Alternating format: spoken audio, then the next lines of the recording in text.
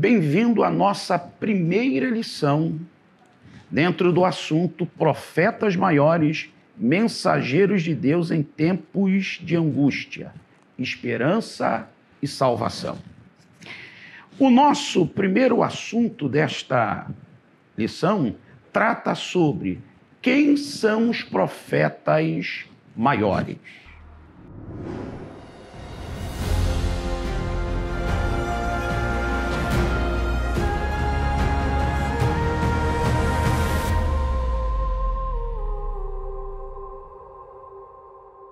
Na verdade, precisamos entender que quando falamos sobre profetas, estamos falando aqui, primeiramente, de um gênero de literatura, na qual encontra-se a partir dos livros de Isaías até o livro de Malaquias, que estão divididos em profetas maiores e profetas menores, segundo a teologia cristã.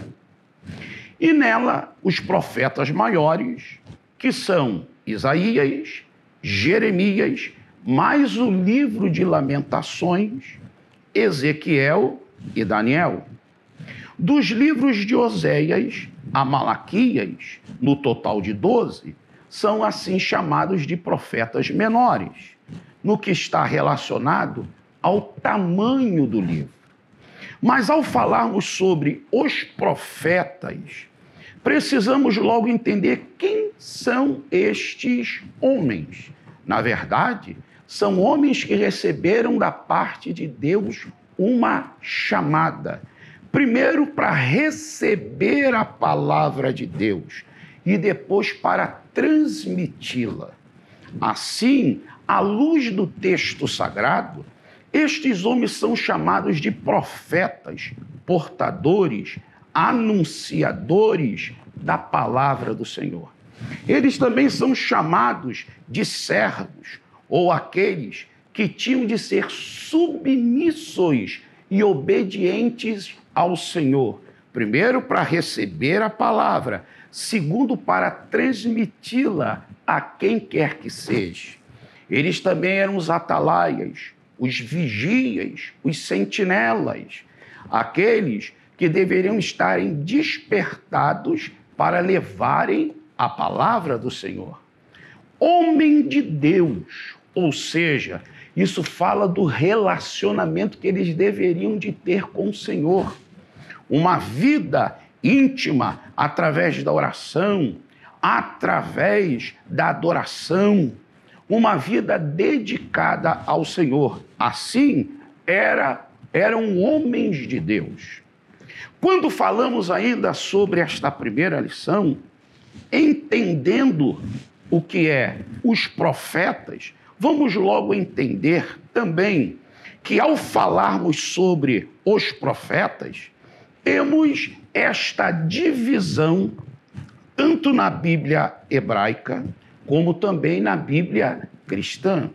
Na Bíblia hebraica, ali conhecida como a Tanakh, na realidade temos o que chamamos de profetas, os Debim, e ali está dividida entre profetas anteriores e profetas posteriores.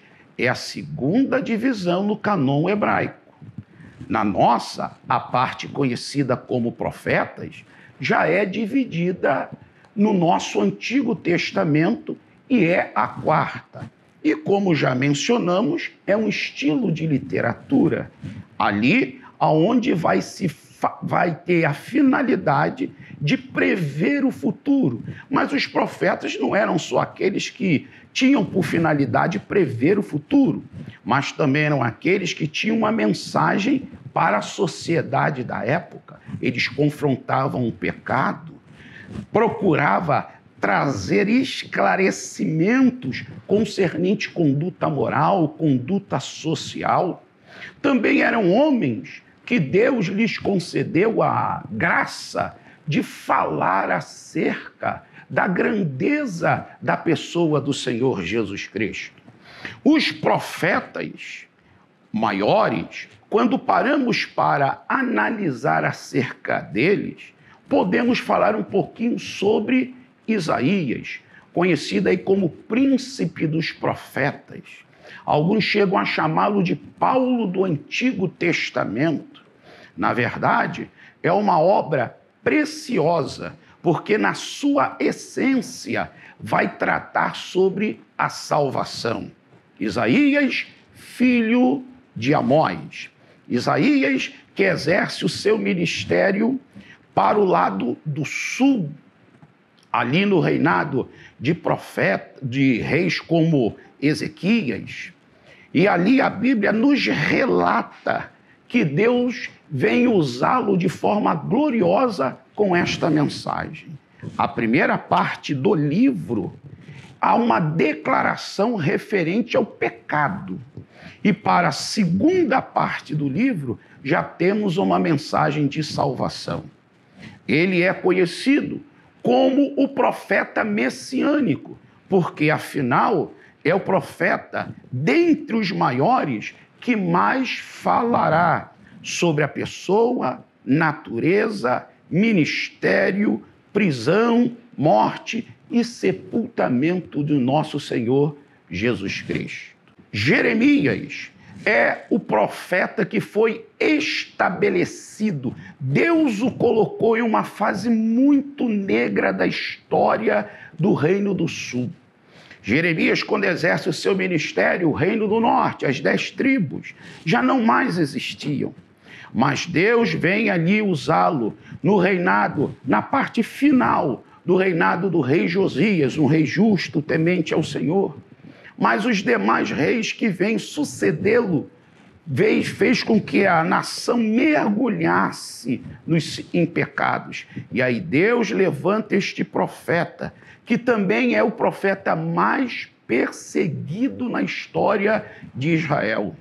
Era filho de Ilquias, esse Ilquias, sumo sacerdote. Então ele era de uma linhagem sacerdotal, mas recebe de Deus a chamada para ser profeta.